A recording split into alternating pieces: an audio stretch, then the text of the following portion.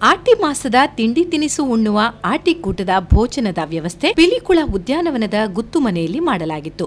ವಿಜಯ bank, Kannada ಮತ್ತು ಸಂಸ್ಕೃತಿ ಇಲಾಖೆ, ಕಲ್ಕುರ ಪ್ರತಿಷ್ಠಾನ ಹಾಗೂ ಮಂಗಳೂರು ತಾಲೂಕು ಮಹಿಳಾ ಮಂಡಲಗಳ ಒಕ್ಕೂಟದ ಸಹಯೋಗದೊಂದಿಗೆ ಕಾರ್ಯಕ್ರಮವನ್ನು ಏರ್ಪಡಿಸಲಾಗಿತ್ತು. ಆಧುನಿಕತೆಯ ಭರಾಟೆಯಲ್ಲಿ ಮರೆಯಾಗಿದ್ದ ತುಳುನಾಡಿನ ಈ ತಿಂಡಿ ತಿನಿಸುಗಳನ್ನ ಪರಿಚಯಿಸುವ ಕೆಲಸವನ್ನ ಇಲ್ಲಿ ಮಾಡಲಾಗಿತ್ತು. ಈ ತಿಂಡಿ ತಿನಿಸುಗಳನ್ನ ಸವಿದು ನಗರವಾಸಿಗಳು ಸಂತಸಪಟ್ಟರು. ಕಾರ್ಯಕ್ರಮದಲ್ಲಿ ನೂರಾರು ಮಂದಿ ಭಾಗವಹಿಸಿ ಸೆಲ್ಫಿ, ಫೋಟೋ ತೆಗೆದು ಸಂಭ್ರಮಿಸಿದರು. ಮಂಗಳೂರು ತಾಲೂಕು ಮಹಿಳಾ ಮಂಡಳಿಗಳ ಒಕ್ಕೂಟದವರಿಂದ ಆಟಿಯ ವಿವಿಧ ಬಗೆಯ ವಿಶೇಷ ತಿನಿಸುಗಳ ಪ್ರದರ್ಶನ ಹಾಗೂ ಹಂಚಿಕೆಯೂ ನಡೆಯಿತು.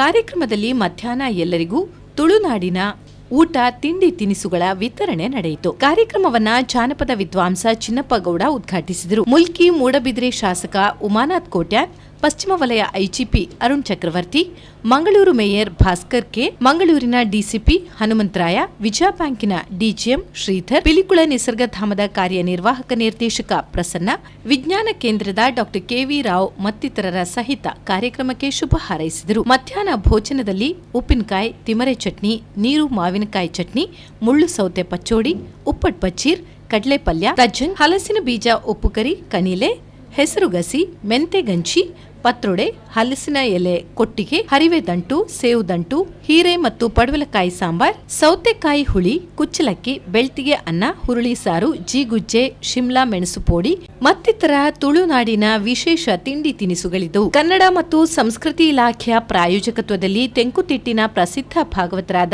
ರವಿಚಂದ್ರ ಕನ್ನಡಿಕಟ್ಟೆ ಅವರ ಸಾರಥ್ಯದಲ್ಲಿ ಯಕ್ಷ ಮಂಜೂಷ ಅವರಿಂದ ಯಕ್ಷಗಾನ ನಾಟ್ಯ ವೈಭವ ಕಾರ್ಯಕ್ರಮ, ಮೈಮ್ ರಾಮದಾಸ್ ನೇತೃತ್ವದ ಜನಪದೀಯ ಸಂಗೀತ ಕಾರ್ಯಕ್ರಮ ಪಿಲಿಕುಳ ಗುತ್ತಿನ ಮನೆಯ ಎದುರು ನಿರ್ಮಿಸಿದ ವೇದಿಕೆಯಲ್ಲಿ ನಡೆಯಿತು.